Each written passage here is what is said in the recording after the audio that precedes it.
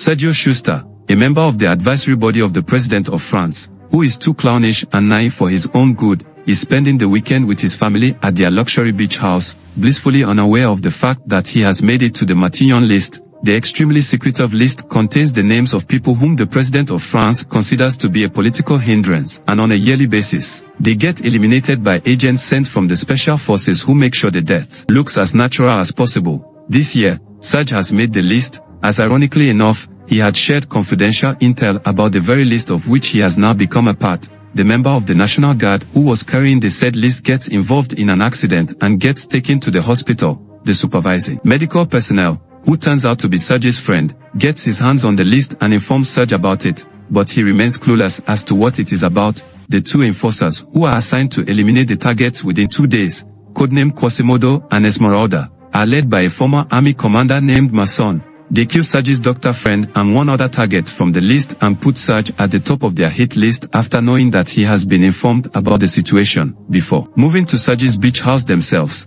the enforcers sent 2 units of special agents, who tranquilize Serge's wife, Mia, his daughter from his first marriage, Alice, and the elderly maid, Jean. The operatives are instructed not to kill anyone aside from the target to ensure complete secrecy. Serge realizes way too late that he is in grave danger and almost gets himself killed at the hands of the invaders until his taciturn, humble gardener, Leo, takes control of the situation by becoming a veritable one-man army and takes down the 2 units with relative ease. As it turns out, not only was Sergio oblivious to his gardener's true identity, he also didn't have any idea that his luxurious beach house was built on an interconnected catacomb network built during the Second World War where resistance fighters used to take refuge. Right at that moment, Esmeralda and Quasimodo arrive at the beach house, along with Masson, and understandably get surprised seeing their operatives massacred. Rescuing Sergio by killing Masson's operatives, Leo brings him to the underground catacombs, which he has been tending for a long time. It is hinted that Leo's family lived in the area long ago,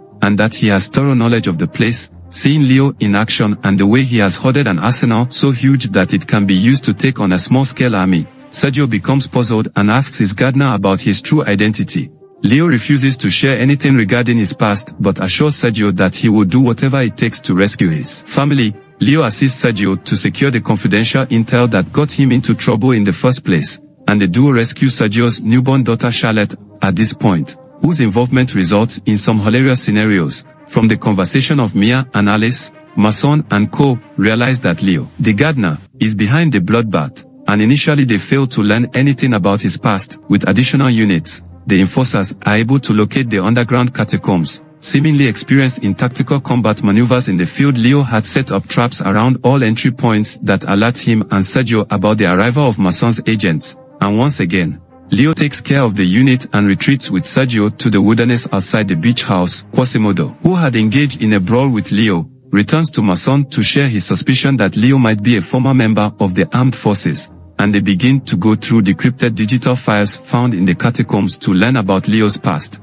At this point, Leo opens up about his past to Sergio, revealing that the beach house used to be his childhood home, that he used to hide in the basement catacombs to escape from his abusive, violent father, and laments not being able to save his mother from his cruel grasp. It is quite clear that Leo has suddenly decided to open up as he clearly lacks a sense of belonging, without having anyone to call his family, as he pledges to save Sergio's family by hook or crook. On the other hand, unable to capture Sergio after multiple attempts, Masson decides to give Sergio an ultimatum: either he surrenders himself, or Masson will start killing his family members one by one. To show Sergio that he isn't messing around, Masson kills the elderly maid, Jean.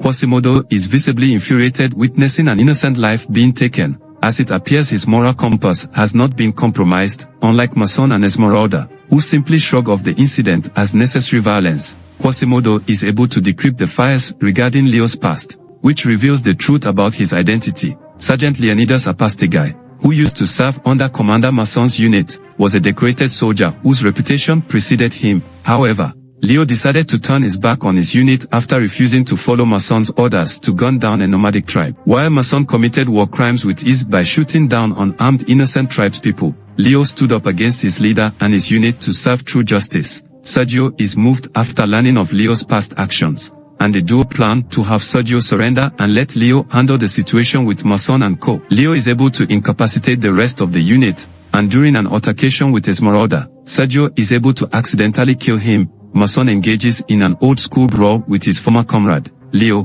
who manages to get the upper hand, only for a dishonorable Masson to pull a gun on him. However, Quasimodo ends up betraying his boss, as he was already feeling disenchanted after Masson killed Ginny.